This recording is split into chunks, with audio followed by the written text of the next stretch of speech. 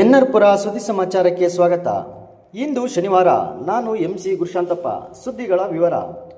ಅಮ್ಮ ಫೌಂಡೇಶನ್ ವತಿಯಿಂದ ಕಾಲಿಲ್ಲದವರಿಗೆ ಕಳೆದ 5 ವರ್ಷದಲ್ಲಿ 55 ವೀಲ್ಚೇರ್ಗಳನ್ನು ವಿತರಿಸಲಾಗಿದೆ ಎಂದು ಅಮ್ಮ ಫೌಂಡೇಶನ್ ಅಧ್ಯಕ್ಷ ಸುಧಾಕರ್ ಶೆಟ್ಟಿ ತಿಳಿಸಿದ್ದರು. ಅವರು ಗುರುವಾರ ತಾಲೂಕಿನ ಕಡೈನಬೈಲು ಗ್ರಾಮ ಪಂಚಾಯಿತಿಯ ಮಾಕೋಡಿನಲ್ಲಿ ಗ್ಯಾಂಗ್ರೀನ್ ಸಮಸ್ಯೆಯಿಂದಾಗಿ ತನ್ನ 2 ಕಾಲುಗಳನ್ನು ಕಳೆದುಕೊಂಡ ರಾವೂರಿನ ಶ್ರೀಮತಿ ಚಿನ್ನು ಎಂಬುವವರಿಗೆ ಅಮ್ಮ ಫೌಂಡೇಶನ್ ವತಿಯಿಂದ ಉಚಿತವಾಗಿ ವೀಲ್ಚೇರ್ಗಳನ್ನು ವಿತರಿಸಿ ಮಾತನಾಡಿದರು. ಈ ಸಂದರ್ಭದಲ್ಲಿ ಯಾರ ಸಹಾಯವಿಲ್ಲದೆ ವೀಲ್ಚೇರ್ನಲ್ಲಿ ಓಡಾಡುವ ಬಗ್ಗೆ ಅಮ್ಮ ಫೌಂಡೇಶನ್ನ ಮಾಕೋಡು ಉಸ್ತುವಾರಿ ಶ್ರೀಮತಿ ಶೈಲಾ ಜೇಮ್ಸ್ ತರಬೇತಿಯನ್ನು ನೀಡಿದರು.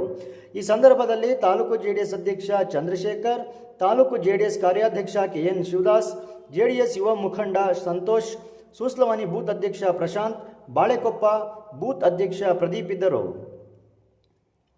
ನರಸಿಂಹರಾಜಪುರದ ರಾಗಮಯೂರಿ ಅಕಾಡೆಮಿಯಲ್ಲಿ ಭರತನಾಟ್ಯ ಕಲಿತಿರುವ ಗುಬ್ಬಿಗಾ ಗ್ರಾಮದ ಒಗ್ಗಡೆಯ ಎಸ್ಪಿ ಸಂಪ್ರೀತಾ ಅವರಿಗೆ ಮೂಡುಬಿದಿರೆಯ ಆಳ್ವಾಸ್ ಕಾಲೇಜಿನಲ್ಲಿ BBA ಕೋರ್ಸ್ನಲ್ಲಿ ಉಚಿತ ಪ್ರವೇಶ ದೊರಕಿದೆ ಎಂದು ರಾಗಮಯೂರಿ ಅಕಾಡೆಮಿಯ ಮುಖ್ಯಸ್ಥೆ ಅಂಕಿತಾ ಪ್ರಜ್ವಲ್ ತಿಳಿಸಿದ್ದಾರೆ. ಅವರು ಪತ್ರಿಕಾ ಹೇಳಿಕೆಯನ್ನು ನೀಡಿ, ಸಂಪ್ರೀತಾ ಅವರು ರಾಗಮಯೂರಿ ಅಕಾಡೆಮಿಯಲ್ಲಿ ಭರತನಾಟ್ಯ ಕಲಿಯುತ್ತಿದ್ದು ಭರತನಾಟ್ಯದಲ್ಲಿ ಜೂನಿಯರ್ ಆಗಿದೆ. ಮೂಡುಬಿದಿರೆಯ ಆಳ್ವಾಸ್ ಕಾಲೇಜಿನಲ್ಲಿ ವಿವಿಧ ವಿಭಾಗಗಳಲ್ಲಿ ಸಾಧನೆ ಮಾಡಿದವರಿಗೆ ಉಚಿತ ಪ್ರವೇಶ ನೀಡುತ್ತಿದ್ದಾರೆ. ಅದರಂತೆ ಭರತನಾಟ್ಯ ವಿಭಾಗದಲ್ಲಿ ಹಲವಾರು ಕಲಾವಿದರು ಆಳ್ವಾಸ್ ಕಾಲೇಜಿನಲ್ಲಿ ಪ್ರದರ್ಶನ ನೀಡಿದರು. ಇದರಲ್ಲಿ ಉತ್ತಮವಾಗಿ ಭರತನಾಟ್ಯ ಪ್ರದರ್ಶನ ಮಾಡಿದ್ದ ಎಸ್ಪಿ ಸಂಪ್ರೀತಾ ಅವರಿಗೆ 3 ವರ್ಷದ BBA ಕೋರ್ಸ್ಗೆ ಉಚಿತ ಪ್ರವೇಶ ದೊರಕಿದೆ. ಸಂಪ್ರೀತಾ ಅವರು ಒಗಡೆಕಲ್ಲಿನ ಪ್ರಕಾಶ್ ಹಾಗೂ ಸಂಧ್ಯಾ ಅವರ ಪುತ್ರಿಯಾಗಿದ್ದಾಳೆ ಎಂದು ತಿಳಿಸಿದ್ದಾರೆ.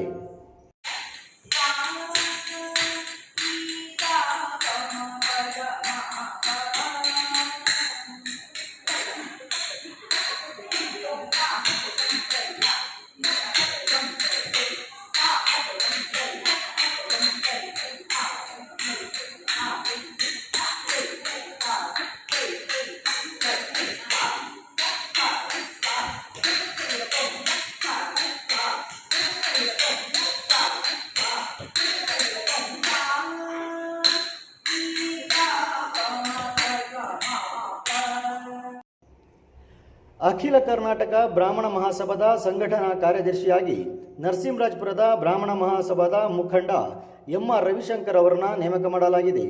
MR ರವಿಶಂಕರ್ ಅವರು ಈ ಹಿಂದೆ ಅಖಿಲ ಕರ್ನಾಟಕ ಬ್ರಾಹ್ಮಣ ಮಹಾಸಭಾದ ಕಾರ್ಯಕಾರಿಣಿ ಸಮಿತಿ ಸದಸ್ಯರಾಗಿ, ಜಿಲ್ಲಾ ಪ್ರಧಾನ ಕಾರ್ಯದರ್ಶಿಯಾಗಿ ಹಾಗೂ ತಾಲೂಕು ಬ್ರಾಹ್ಮಣ ಮಹಾಸಭಾದ ಅಧ್ಯಕ್ಷರಾಗಿ ಸೇವೆಯನ್ನು ಸಲ್ಲಿಸಿದ್ದಾರೆ.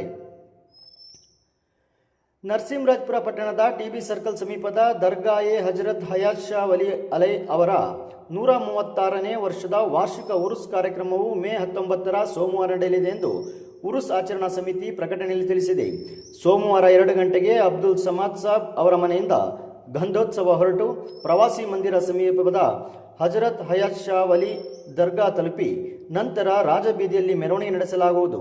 ಸಂಜೆ 6 ಗಂಟೆಗೆ ಧಾರ್ಮಿಕ ಕಾರ್ಯಕ್ರಮ ನಡೆಯಲಿದೆ. ರಾತ್ರಿ 9 ಗಂಟೆಗೆ ಸಾಂಸ್ಕೃತಿಕ ಕಾರ್ಯಕ್ರಮ ಅಂಗವಾಗಿ ರಾಜಸ್ಥಾನ್ ಹಾಗೂ ದೆಹಲಿಯ ಖವಾಲಿ ಗಾಯಕರಿಂದ ಖವಾಲಿ ಕಾರ್ಯಕ್ರಮವನ್ನು ನಡೆಯಲಿದೆ ಎಂದು ತಿಳಿಸಿದ್ದಾರೆ. ವಂದನೆಗಳು.